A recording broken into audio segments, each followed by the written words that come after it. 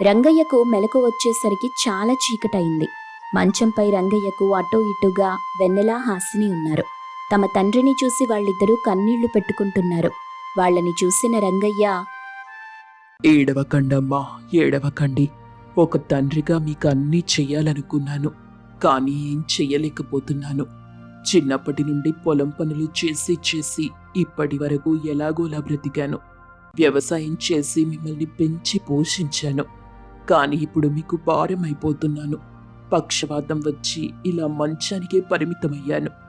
దేవుడా, నాకెందుకు ఇలాంటి శిక్ష వేసావు తండ్రి? నేనేం పాపం చేశాను? అంటూ రంగయ్య ఏడుస్తూ ఉండగా వెన్నెల, హాసిని ఓదార్చారు. రంగయ్య పరిస్థితి చూసి బాధపడ్డారు. బాధపడకండి నాన్న, మీరే పాపమూ చెయ్యలేదు. మీకేమైతేనే మేమున్నాం కదా మిమ్మల్ని జాగ్రత్తగా చూసుకోవడానికి. రేపటి నుండి పొలం పనులు మేం చూసుకుంటాం నాన్న. ఇక మీరు నిశ్చింతగా ఉండండి నాన్న అని వెన్నెల, హాసిని అంటుండగా అంతలో జోరుగా వర్షం కురిసింది. ఆ వర్షాన్ని చూసిన రంగయ్య కుమిలిపోతూ, అయిపోయిందమ్మా, అంతా అయిపోయింది. ఆ దేవుడు మనపై ఎందుకు ఇలా కక్షగట్టాడో తెలియట్లేదు. ఏ పాపం చేశామో ఏంటో. ఉన్న ఒక్కగానొక్క ఆధారం కూడా నాశనమైపోతుంది. ఈ వర్షానికి మన పొలం ఏమవుతుందోనని భయంగా ఉంది. నాకిలా జరిగినప్పుడే వర్షం కూడా ఇలా పడటం ఏంటో. నాన్న మీరలా కుమిలిపోకండి, వద్దు నాన్న. ఇలాంటప్పుడే ధైర్యంగా ఉండాలని మీరే చెప్పారు కదా నాన్న. అమ్మా వెన్నెల, ఈ వర్షానికి మన పంట మునిగిపోకుండా చూసుకోవాలి. వర్షపు నీరు నిలిచిపోకుండా చూసుకోండి. వెళ్ళండమ్మా, ఆ పని చూడండి.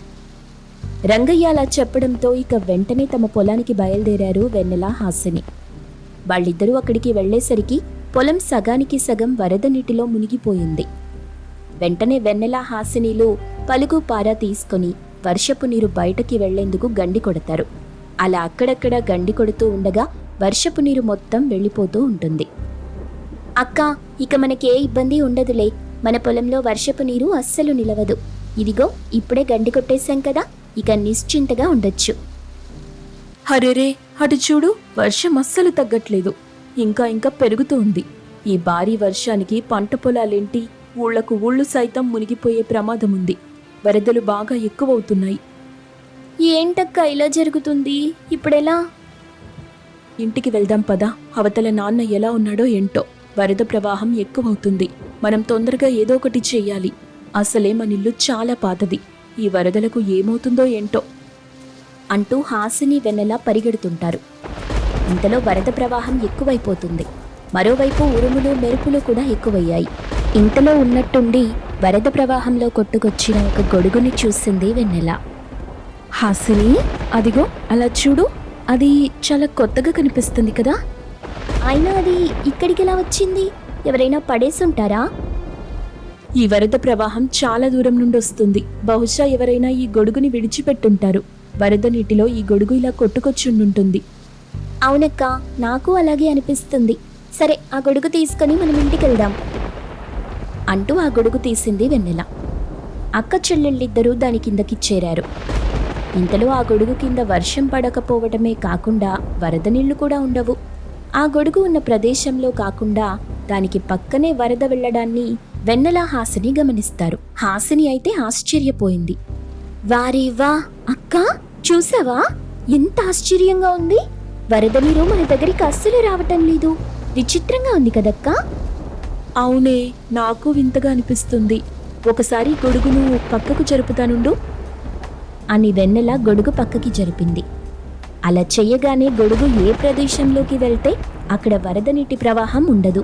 పైగా గొడుగు కిందకి చుక్క వర్షపు నీరు కూడా రాదు.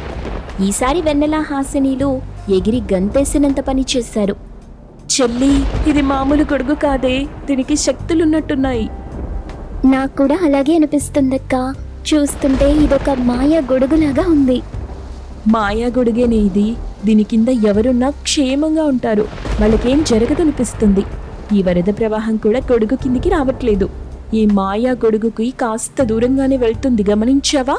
దీనికి శక్తులున్నాయని, ఇదొక మాయా గొడుగని ఎవ్వరికీ చెప్పకూడదు. అలాగే అక్క, ఎవ్వరికీ చెప్పను. ముందు మనం ఇంటికి వెళ్దాం పదా. నాన్న ఎలా ఉన్నారో ఏంటో.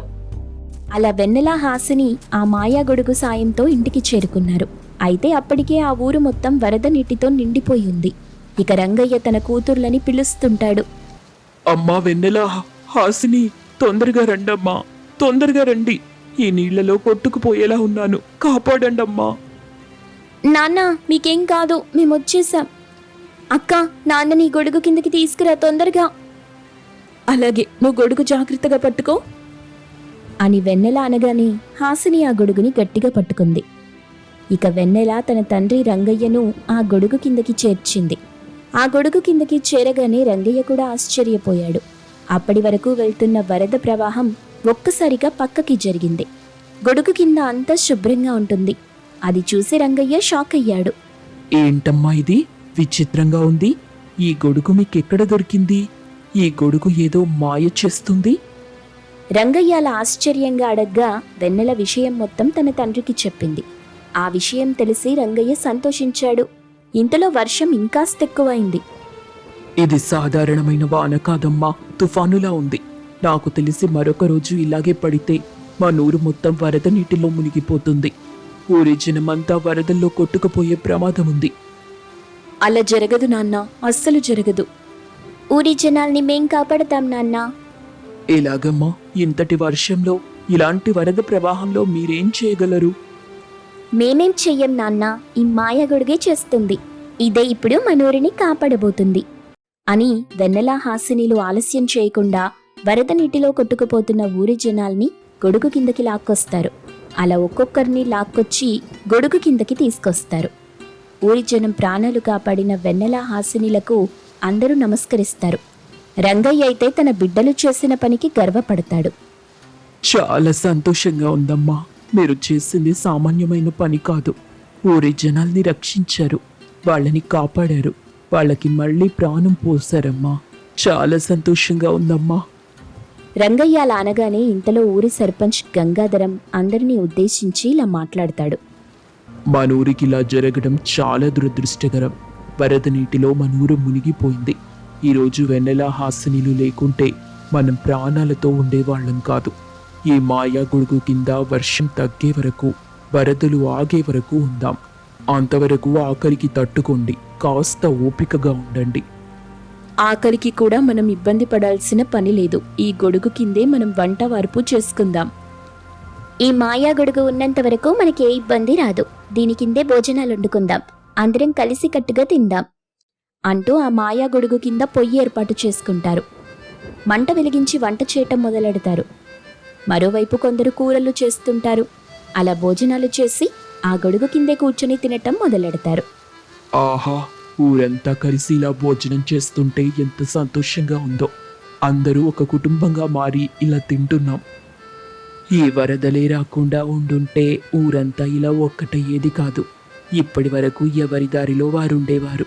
ఇకపై అలా ఉండరనుకుంటా.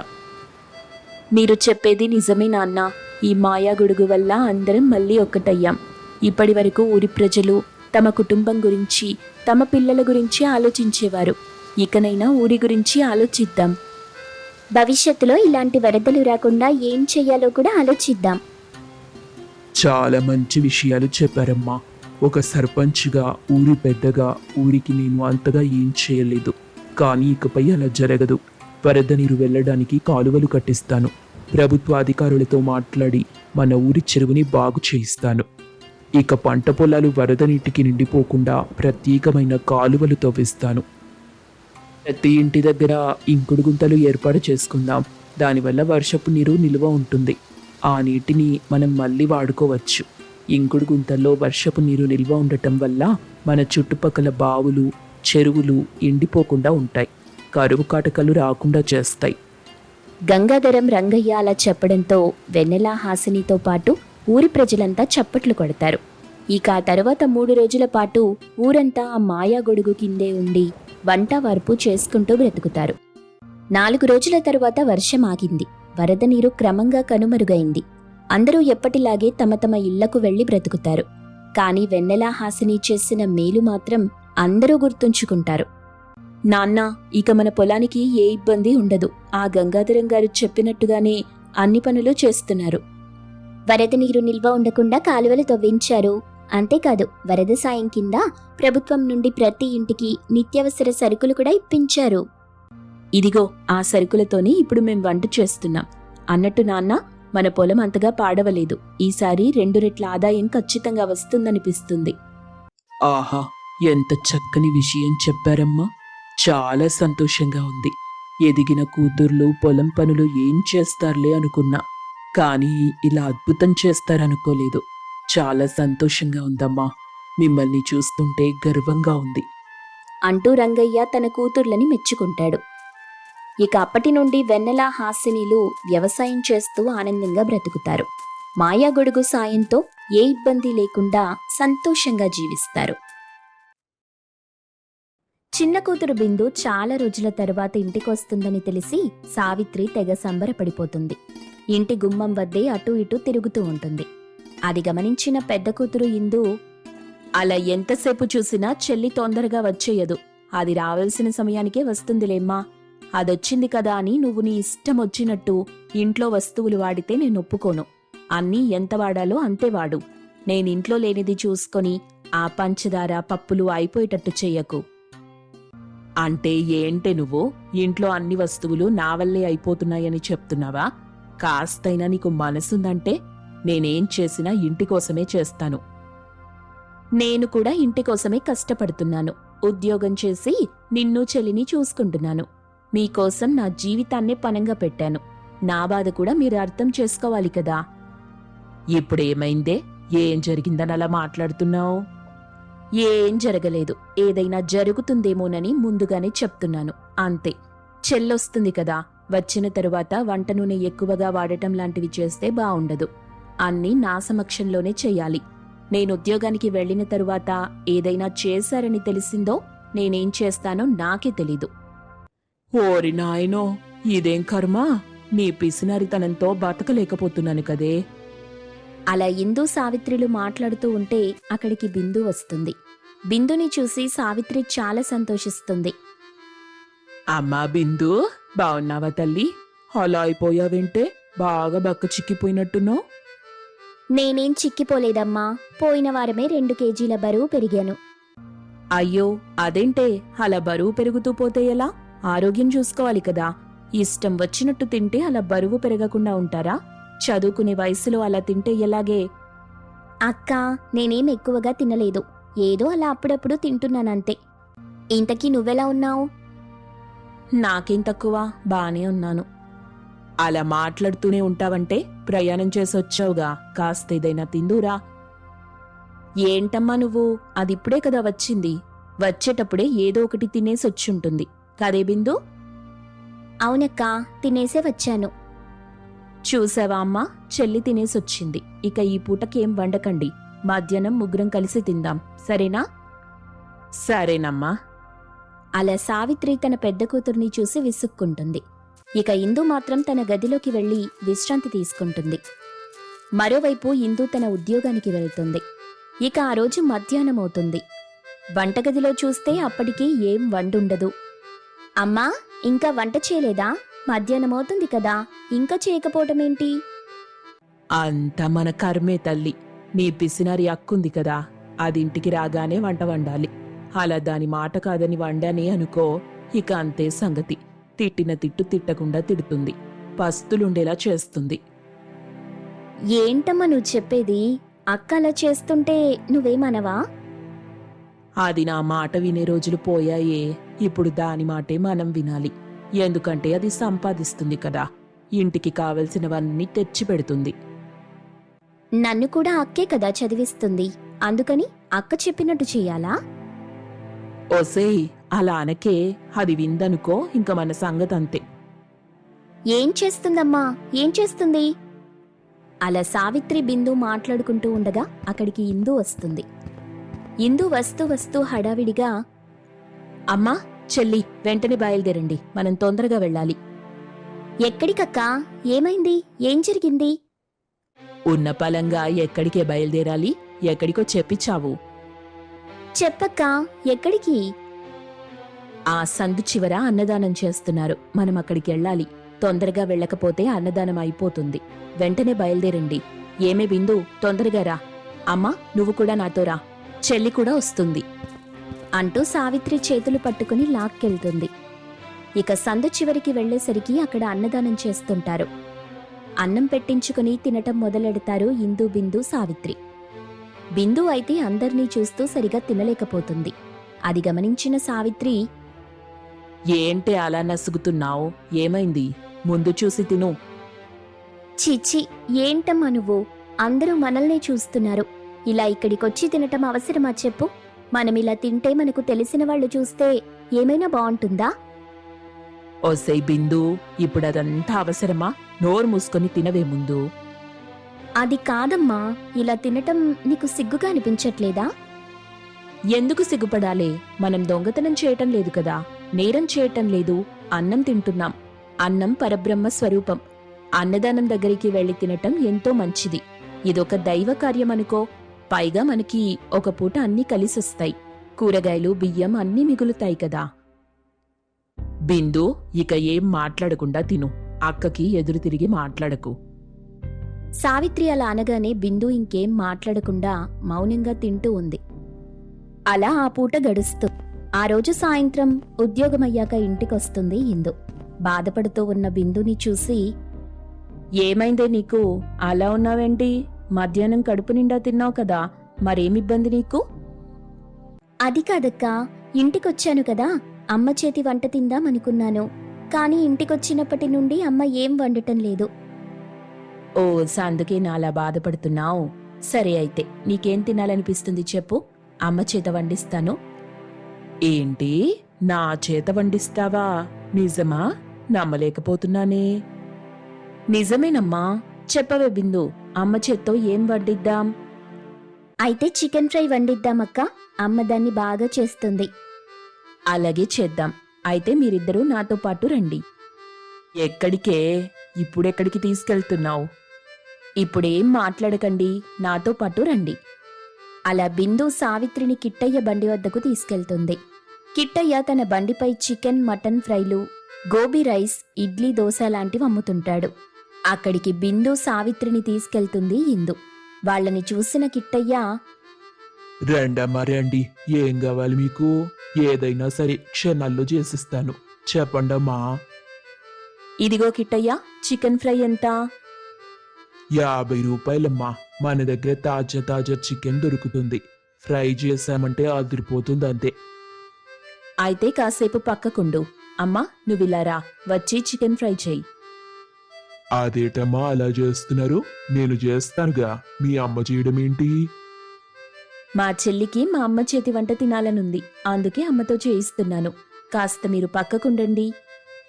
అలా సావిత్రితో చికెన్ ఫ్రై చేయిస్తుంది ఇందు. అది చూసి కోప్పడుతుంది బిందు. ఇక సావిత్రి అది చేసిన తర్వాత బిందుకిస్తుంది.